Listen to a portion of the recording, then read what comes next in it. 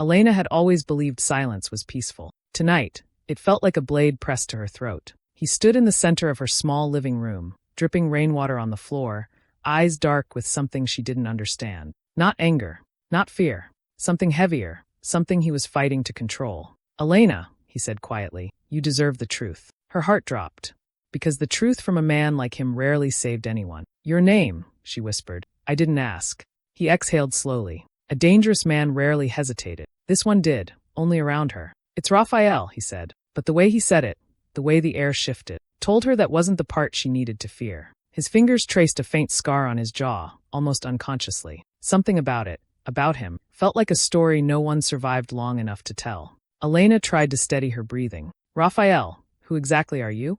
He watched her carefully, as if measuring how much she could handle before breaking. "I told you," he murmured. "I didn't want to bring this to your door." She swallowed hard. "Bring what?" "Me."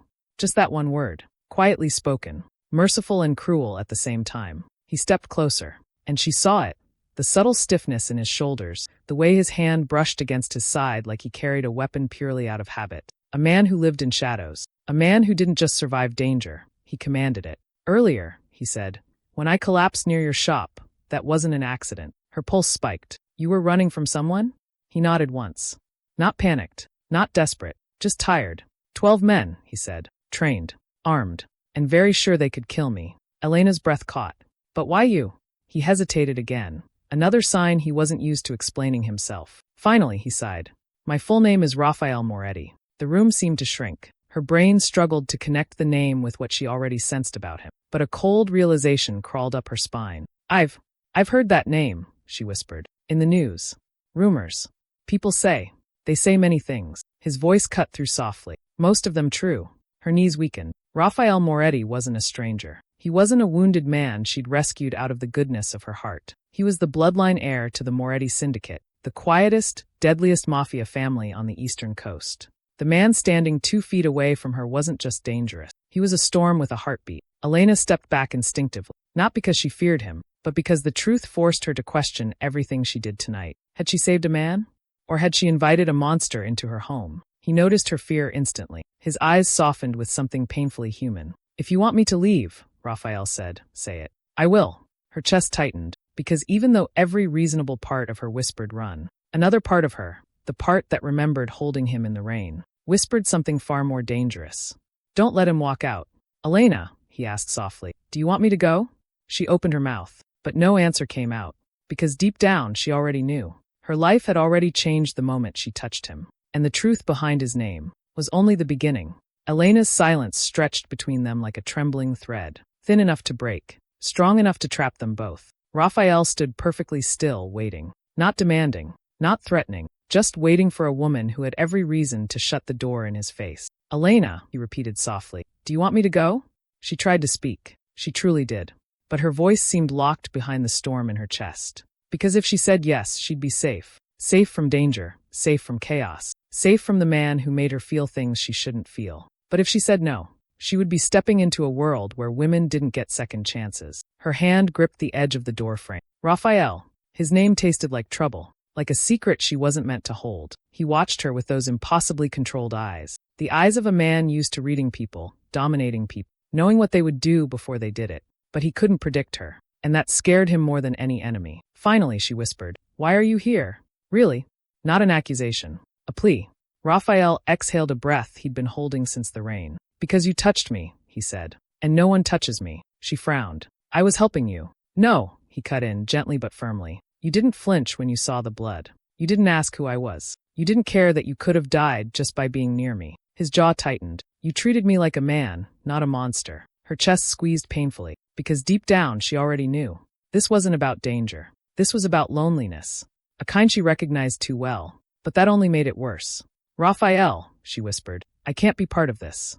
Whatever world you belong to, it's not mine." He nodded slowly, as if he expected that answer, as if he'd lived his entire life hearing it. "You're right," he said. "My world destroys people like..." She swallowed hard. Then why was he still here? He stepped closer, voice almost a whisper. "But leaving you tonight..." He hesitated. A rare, raw moment from a man who didn't hesitate for anything. Feels more dangerous than staying. Her heart cracked open, because he meant it. God, he actually meant it. A sudden buzzing shattered the fragile moment. Raphael's phone. He glanced at the screen, and something darkened in his expression. They found us. Ice shot through Elena's veins. Who? Not someone you want to meet. His tone went sharp, controlled, lethal. He moved toward her window, scanned the street. For black SUV. Parked. Waiting. Hunting. Raphael turned to her, urgency burning through the calm. Elena, listen to me. He stepped closer. Too close. Close enough to feel the heat of danger between them. You have one choice. His voice lowered, fierce and desperate. Come with me, or they will take you instead. Her breath vanished. This wasn't fate. This wasn't luck. This wasn't a coincidence. This was a moment that would split her life in two. Stay, and die with the truth. Or leave, with the devil who suddenly felt like the only person who could save her. Elena, he whispered, hand outstretched. Choose. She thought she was just helping a wounded stranger in the rain. But by morning, the entire city whispered one terrifying truth. She saved the Mafia boss. The rain that night felt heavier than usual, cold, relentless, and strangely personal, as if it had been waiting for the exact moment Zoya stepped outside. She pulled her coat tighter, her steps quickening on the empty street. She didn't like walking home this late, but the storm had shut down every bus in the area. She told herself she was fine, until she heard it. A sharp, broken breath. A stumble. A muffled groan swallowed by the rain. Zoya froze. Her heart thudded painfully as she slowly turned her head toward the sound. And there, in the dim glow of a flickering street lamp, stood a man. Or rather, he struggled to stand. His hand pressed hard against his abdomen, his shirt soaked in rain and something much darker. His breath came in short, shaking bursts, the kind that only comes from deep pain or deeper danger. For one terrifying second, Zoya considered walking away. This wasn't her world. This wasn't her problem. This wasn't safe. But she had always been the kind of woman whose heart moved before her mind could warn her. And that heart whispered that he needed help. Immediately. Sir, she called out, voice trembling but sincere. Are you hurt? The man lifted his eyes to hers. It was like staring straight into a storm, cold, controlled, dangerously calm. The type of look that made every instinct scream run. Yet there was something else too, a flicker of exhaustion, a hint of something broken. Don't touch me, he rasped, as if even speaking cost him strength. But then his knees buckled. Without thinking, Zoya lunged forward, catching his weight against her. His body was heavy, tense, like someone who had lived a lifetime of violence in a single night. She could feel the heat of his wound through his soaked clothes. He inhaled sharply as she steadied him, but he didn't push her away again. You're bleeding, she whispered. I'm aware, he muttered, eyes fluttering as if he was losing consciousness. Zoya's heart pounded. She wasn't strong. She wasn't brave. She wasn't prepared for this.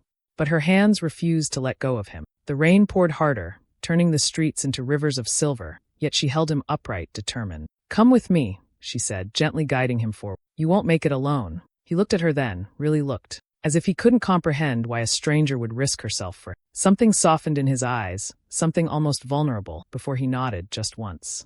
And in that single nod, Zoya unknowingly stepped into a world darker than the storm around her. A world where one act of kindness could bind her to the most dangerous man in the city. The rain stopped, but Elena's heartbeat didn't. She stood in her small apartment, soaked hoodie clinging to her skin, replaying the moment again and again. His eyes. That quiet, don't be scared. The way he looked at her like he wasn't supposed to be human. She kept telling herself she should forget him. A normal woman would. A smart woman would. A safe woman definitely would. But every time she tried to focus on anything else, a single thought pushed through like a whisper in the dark. Why did he look at me like he already knew me? She dried her hair with a towel, but her hands wouldn't stop trembling. Not from fear. From the strange, aching pull she couldn't explain. A knock echoed through her apartment. Soft. Slow. Too gentle to be dangerous, yet too perfectly timed to feel innocent. Her breath hitched. Nobody visited her. Nobody even knew she lived on this floor. She froze. Another knock. This one a little firmer, like the person outside was losing patience. Elena stepped closer to the door, heartbeat crawling into her throat. She pressed her eye to the peephole. No one. Just the empty hallway. Her stomach dropped. A voice spoke behind the door, deep, quiet, and unmistakably familiar. Elena, open the door. Her knees almost buckled. How does he know my name? Her hands shook as she unlocked the door, inching it open just enough to see. Him.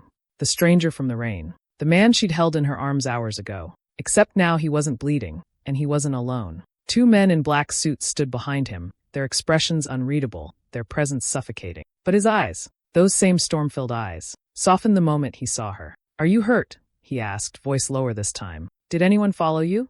She blinked in confusion. Follow me? Why would anyone? He stepped inside without asking, scanning her apartment with predatory precision. Like he'd done this 1,000 times. Like danger was a language he spoke fluently. The suited men waited outside until he lifted a single finger. They instantly stepped back, guarding the hallway. Elena's confusion deepened into fear. Not of him, but of what this meant. He finally turned back to her, and for the first time she saw it. Not just the danger, not just the power, the weight, the exhaustion of someone who spent his life hunted, feared, obeyed. I didn't want to come here, he murmured, stepping closer. But I had no choice. Her voice cracked. Who are you? His jaw tightened, like he wished he could lie to her, like the truth tasted like blood. I'm the reason you're not safe anymore. Her breath faltered. He looked at her with something that wasn't guilt, wasn't fear, wasn't control. It was something worse. Something a woman could feel even when she wanted to deny it. A dangerous man already emotionally tied to her. He whispered her name again. Elena, you should have walked away tonight. She swallowed. Why didn't you? His eyes softened in a way that made her chest twist. Because you were the first person in years who touched me without fear. The room went silent, and for the first time she realized her life wasn't normal anymore. It wasn't safe, and it wouldn't go back to the way it was. Not after this man. Not after tonight. Not after the rain.